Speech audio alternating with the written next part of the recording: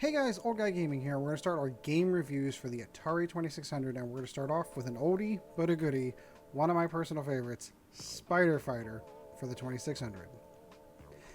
Spider Fighter was developed by Activision in 1982 and was written by Larry Miller. It is basically, for the most part, it is going to be a top-down shooter, very similar to how Space Invaders was done with its own little twist on it. In it, you play and bug exterminator. I've heard it called, it's the bug extractor, the bug exterminator, but your main goal in the game is to protect your orchard. You have 3 fruit that are going to be living on the top upper right hand corner of the screen, and your job is to protect them from bugs, master nests, spy pods, green widows, and stingers. The master nest itself is going to be that looks like this little cheeseburger thing kind of floating around the board, and it is dropping off a whole bunch of bugs that are trying to shoot you and kill you. Like many of the Space Invader-like clones, you'll be sitting on the bottom of the board going left and right, while all the enemies are above you shooting down on you. The Master Nest, again, it's invincible while it is sitting in a state where it hasn't released anything else. It will have a white bar across the top, meaning that you can't damage it, but it also means that it hasn't dropped any bugs yet. The 3 different types of bugs, you have the spy pods, which look like little blinking eyeballs to me.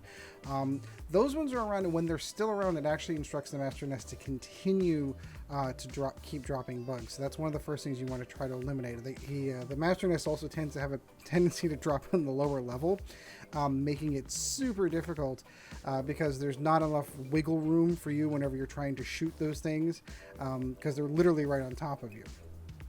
Green Widows I always thought looked like little green spaceships, but with little flashy lights and everything, but they run interference according to the old manual, and their job is to try to protect the Master Nest as much as possible. And then you have the Stingers, which are basically your spiders. These ones dance around a little bit, and they also fire off some shots. This game is a ton of fun. I'm not gonna lie. I did pick one of my favorite games to kind of start off the whole review process for the 2600. A couple of things to take of note. According to Twin Galaxies, the world record for Spider Fighter currently is 900,000 points. Apparently that is the max that you can get on the game. I've never reached that illustrious height of 900,000 points. I don't know if I've ever broken 100,000 points, but 15 people, as of the time of this recording on Twin Galaxies, have recorded the score of 900,000 points. So if you're interested in trying to break that record, it is really kind of dangerous. I don't know how they do it, because how it works, you have all different kinds of fruit that you go through. You go through grapes, you go through oranges, you have 3 different stages of fruit, but eventually what you're going to hit is you're going to hit bananas. And when you do, the whole game goes completely crazy. Your fire rate increases by like 2 or 3 speeds, but the fire rate and drop rate of the bugs also increases by 2 or 3 speeds. It just starts to become a crazy, nutty game after that. Super insane. Not sure how someone made it all the way up there, so I'm going to be really impressed to see if I can find some videos of this. Because it is an Activision title, Activision had this tendency of, if you were able to find or hit a certain score and you were able to take a picture of your screen and send it to Activision, they would send you a patch. They will send you, hopefully if I've got it up right up here, a picture of the Spider Fighter patch for hitting 40,000 points. So, man, I wish that they still did. This is something that Activision was ahead of their time in by a few decades. For all intents and purposes, these are achievements that you would see in modern gaming now, but instead of being on a PlayStation 4 or PlayStation, it was an actual physical patch. I wish there were a company out there that reproduced these, because there's a whole bunch of them I'd love to have. So that's pretty much it. That's the game. What we're going to do is I'm going to move on to some gameplay, kind of give you an idea of what it looks like. There should be some stuff playing up here right now to kind of give an idea, but I myself am going to play and kind of commentate my thought processes in the game and how much I enjoy it.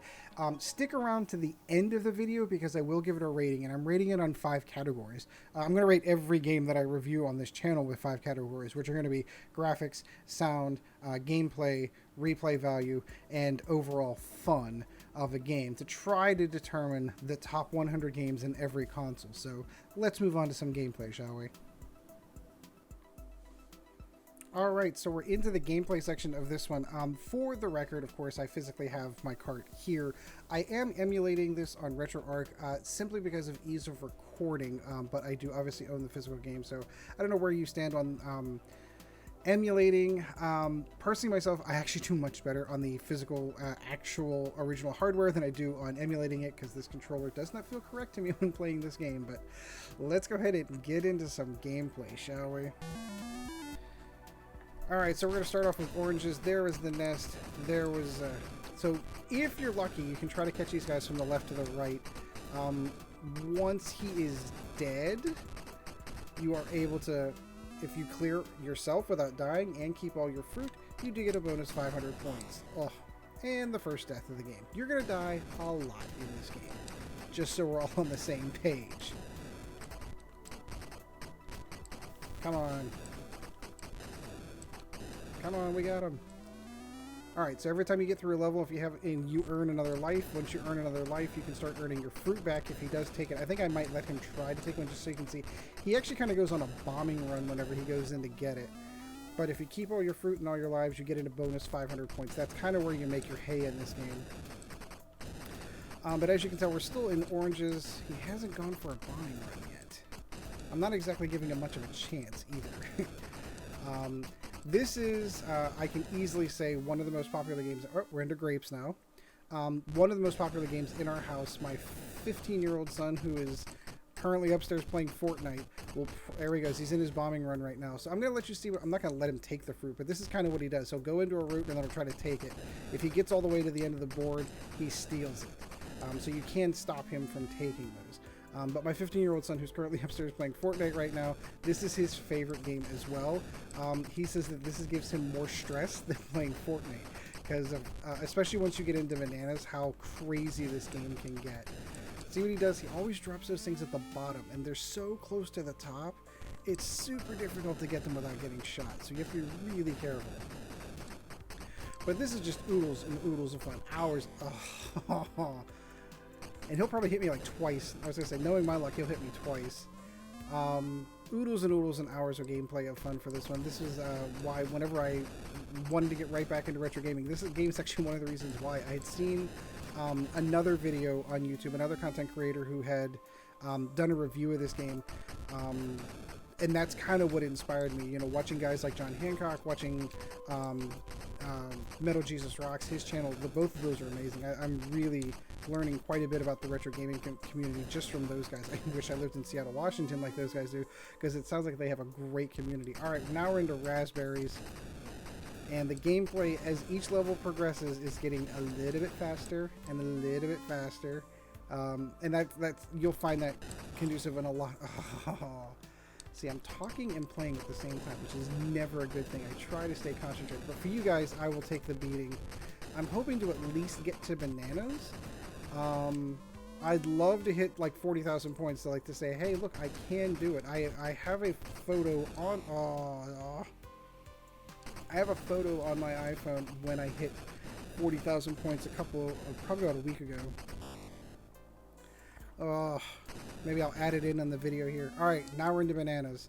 Now the game goes nuts. Your gate, as you can tell, the rapid fire is kicking in. His speed's speeding up. Everything's going crazy. This is where, and like, the game stays here in bananas. You'll go through different colors of bananas, but it'll stay at bananas from this point forward. This is where the real game. The rest of it, that's just a primer. That's a warm-up. This is where the real... This is where him being invincible is super annoying. Because he'll sit there in that state of, you can't shoot me forever if he can. I don't know who coded this, Larry Miller. I don't know if his whole idea was the first thing he's going to do is drop one low, just to make it super difficult on you, but I swear, now sometimes you can get into a pattern. I've blown through levels quickly. If you hang out there to the left, whenever he's coming in and you can stay there, you can go through like two or three levels real quick. Let's see if I can pull that off. This is how you really make your hay right here, like right here. Get in there, get him out real quick. Oh, super annoying. Now I have gone through like 3 and 4 levels in a row just blasting him whenever he comes right out of the gate. And of course I'm going to pay for that right there. That is the downside to that. But he doesn't drop a lot of stuff. And of course he got the one low. That's his MO. He's got to get that one low. That's gonna be always the one that's gonna get you, because as soon as he dies, it turns into a spider. Ah! I am gonna have to get myself a USB joystick, because I know there are a lot of folks, and you can with the old Atari, you can actually use the Genesis controller, and most of you modern gamers are used to playing on these D-pads. This particular game, I am more... Oh, I don't believe I walked right into that. I am more proficient with... Oh, here it comes. There it is. They're laughing at me. Alright, so that's enough gameplay for Spider Fighter. Hope it gives you an idea. We'll go ahead and move on to the rating of this game right after this. Alright, so that was my gameplay of Spider Fighter. I do hope you enjoyed that. So let's kind of get over to the overall rating. On the graphics here, I hope you enjoyed these. I worked really hard on these. Let me know what you think in the comments down below. Graphics, I gave it a 4. Not, you know, blowing the doors off of what the 2600 was capable of, but still really impressive for the time. Pretty good. I mean, it didn't have that really pixely look like you've seen other games from the Atari 2600. You can kind of tell what everything's supposed to be. So, judging on the hardware that we had to work with, I'm going to go ahead and give that a 4. Sound, not super impressive, but also not super annoying either. The gun sounds like a gun. This, you know, every time it moves, you can hear it making a little sound. My personal favorite thing in the entire game, which earned it a half a point in its own, is when you die and you finally end the game, you have that little descending sound that sounds like... I always thought it was just the spiders laughing at you because you weren't able to succeed. Gameplay, I'm going to go ahead and give this a... Oh, I'm sorry, I don't know if I gave the score. Score is going to be a 3.5. You can see it right up there. So gameplay, I gave this a 4. I intentionally chose this game on purpose because it is one of my favorite Atari games of all time. Gameplay, relatively high. Are there some clunky things, a little bit weird things? Maybe, kind of. But I mean, it's your basic Space Invaders clone that you can have out there. It took its own twist on it. That's one of the things I like about it. So other games, like we'll review later, where they basically took the formula of what Space Invaders did and just, you know, replaced an alien with a bird or replaced an alien with a demon. This did not do that. Like the board's very dynamic. You've got the nest flying around that's all doing all kinds of crazy stuff. I mean, overall gameplay, fantastic. Fun, I'm going to give this one a 4.5. Again, I have very fond memories, hours and hours and hours spent on this game, and I think you can still continue to do... I think this is one of those titles, if you're going to get into retro gaming and you pick up the 2600, I consider this game a must-have, to be perfectly honest with you. So I'm only going to giving it a 4.5 on the fun factor. I'm also going to give it a 4.0 on the replay factor, mostly because, like most of the games that you'll find on the 2600, this is an arcade-style game where there technically is an end if you cap out the score, but it's mostly it's a great party game to sit down and see who can set the high score and to keep coming back for that challenge. There's only 15 people in the whole world that I'm aware of that have set the top end of that score, so that means everybody else has got something to keep coming back to this game for. So that is going to be my review of Spider Fighter for the Atari 2600. I do hope you enjoyed. Like, subscribe if you do like with the content. Let me know what game you'd like me to review. If I don't own it, I will run out and go get it. Try not to get the super rare ones, but if you have a favorite game from the 2600 that I haven't already reviewed, let me know in the comments down below. I will add it to the list, because I am searching for the top 100, and there may be a game out there that I've not played that you know of that you want me to try out. So let me know in the comments down below. And I just hit my knuckle right off the table, and I'm going to leave that in there. Let me know in the comments down below. So in the meantime, guys, I hope you enjoyed the video. We shall see you in the next one, and as always, keep your cards clean.